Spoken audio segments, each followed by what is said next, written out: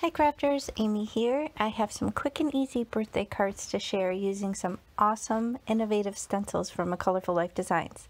So let's jump right in. Here I'm showing you the two stencils that I'm going to be using. These are called Split Stencils and they're from A Colorful Life Designs and they are some of my absolute favorite. As you can see, there's an inner and outer portion that you get with your stencil, and these are so versatile and fun. Check out these cards that I was able to make. So this is what I'm going to make for you today. These are single layer, really easy to batch, but you probably want to use pixie spray. So that's what I'm showing you here. I do have pixie spray sprayed on the back, and this is a temporary fixative. It won't hurt your paper, but it will hold it down, and it's really good for those delicate, intricate stencils like we're using here today.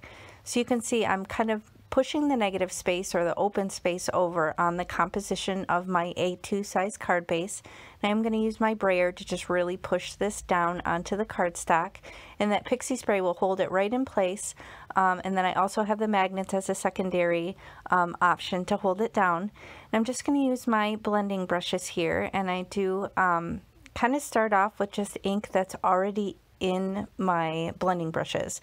Now I use a lot of Catherine Pooler inks and I don't typically clean in between, so I usually come back in situations like this and make use of that ink. It's still sitting there, and then it gives you a little bit more of a, I wouldn't say pastel, but a less saturated color than what you would get if you went directly to the ink pad. And I'm just kind of working through, I have these blending brushes not for specific colors but for color families, so I usually use about 10. That's just my preference. You could probably get away with using less, but I like to have a blending brush for neutral families, like one for black, one for brown, things like that, one for teal and pink. But basically I'm just using the ink that's already in there and just blending right on this A2 size card base, and look at that. Can you believe that detail? This is so gorgeous and so versatile. I've never seen stencils like these split designs, and I'm so excited whenever Mary Kay comes up with new ones because I just think they are so fun and unique. Now here you can see I'm kind of off to the left side of the card base, and this is called the Split Fern. And I'm just using the main piece. I'm not using the negative masking pieces that come along with, but you can use those to get different versatile looks with the design.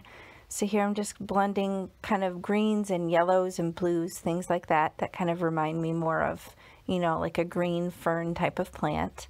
But I'm just, again, using that same residual ink and blending right into this stencil. And this one also has pixie spray on it, so it's stuck down really well to my card base. Now this one, I did have a bottle.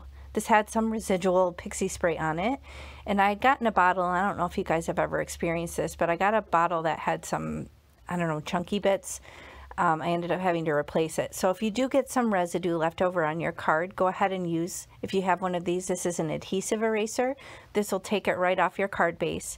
So I'm just kind of working over getting the little bits that were left over on my card base. And you can see here, look, I blended, I smeared the ink. It wasn't quite dry yet. So now I have my mono sand eraser to the rescue, and I'm just using that to kind of use the sand eraser and remove the ink that I kind of smeared on the card base. So have no fear, it took care of it, but just make sure before you come at it that you're a little more patient than me and wait for your ink to dry before you start, you know, smearing a adhesive eraser all over the place. So I got rid of the stickiness from the pixie spray with the adhesive eraser, and I got rid of my mistake with the sand eraser, and we're all good there. So got this card base ready to go.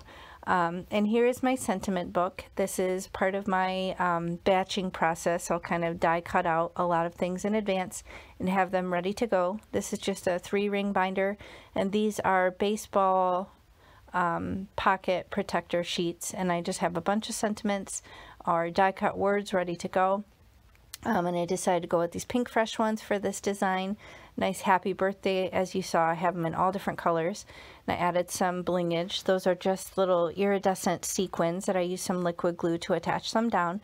So these are nice single layer, easy to ship. And here I'm showing you a bonus card.